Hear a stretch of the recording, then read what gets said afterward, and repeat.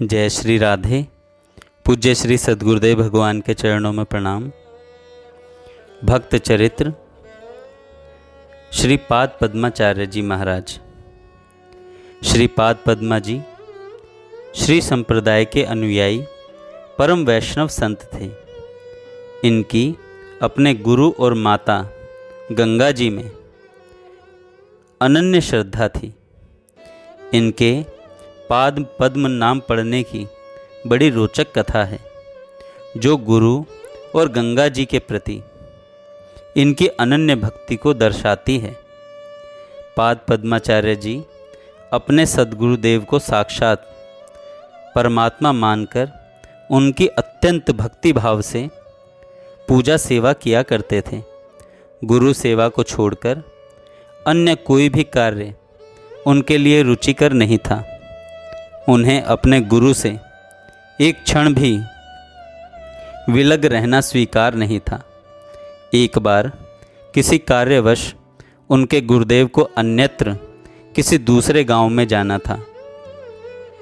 पाद पद्माचार्य जी ने गुरुदेव से साथ ही चलने की प्रार्थना की और कहा कि बिना आपके श्री चरणों के दर्शन के मेरा जीवन संभव नहीं होगा, अतः कृपा कर मुझे आप अपने से अलग न कीजिए।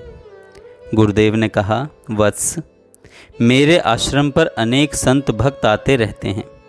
उनकी सेवा करना मेरा धर्म है। यदि तुम भी मेरे साथ चलोगे तो आश्रम सूना हो जाएगा और यहाँ आने वाले साधु संतों को महान कष्ट होगा। अतः तुम्हें आश्रम में रहते हुए मेरे इस दायित्व की पूर्ति करनी चाहिए। वत्स, गुरु की आज्ञा मानना गुरु की भौतिक सेवा से भी बड़ी बात है। अतः तुम्हें यहीं रुककर मेरी आज्ञा का पालन करना चाहिए।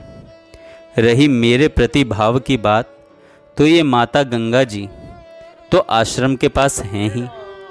ये ब्रह्म द्रव रूपिणी साक्षात भगवान ही हैं। अतः तुम इन्हें ही गुरु मानकर इनकी सेवा पूजा करना। मैं कुछ ही समय में वापस आ जाऊंगा। पाद पद्माचार्य जी ने गुरु की आज्ञा शिरोधार्य कर ली। वे आश्रम में आए, साधु संतों की सेवा करते और गुरु मानकर नित्य गंगा जी का पूजन करते। आश्रम में गंगा जी में अपने शरीर का स्पर्श न कराकर बाहर कुएं आदि पर स्नान कर लेते थे। उनके इस दिव्य भाव को माता गंगा जी और उनके गुरुदेव ही जान सकते थे। अन्य आश्रमवासी तो उनकी इस क्रिया पर व्यंग किया करते थे। कुछ दिनों बाद गुरुदेव पुनः आश्रम में आ गए।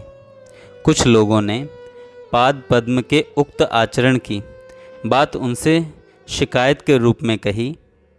यह सब सुनकर गुरुदेव ने पाद पद्म जी के दिव्य भाव और उनके प्रभाव को प्रकट करने का मन ही मन निर्णय लिया। एक दिन वे पाद पद्म जी को लेकर गंगा स्नान करने गए और तट पर अंगोछा रखकर स्वयं गंगा जी में प्रवेश कर गए। डुबकी लगाने के बाद उन्होंने वहीं खड़े खड़े पाद पद्म जी से अंगोछा मांगा।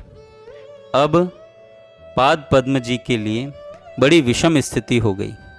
यदि अंगोछा लेकर जाते हैं तो गंगा जी में उनका पैर पड़ेगा, और यदि नहीं जाते तो गुरु आज्ञा की अवहेलना होगी। उनके मन में इस ऊहापोह और अपने प्रति दिव्य भाव जानकर गंगा जी स्वयं प्रकट हो गई और उन्होंने एक पद्म पत्र दिखाते हुए कहा कि इस पर पैर रखकर चले जाओ। श्री पाद पद्म जी ने जैसे ही उस पद्म पत्र पर पैर रखा, उनके सामने एक दूसरा पद्म पत्र प्रकट हो गया।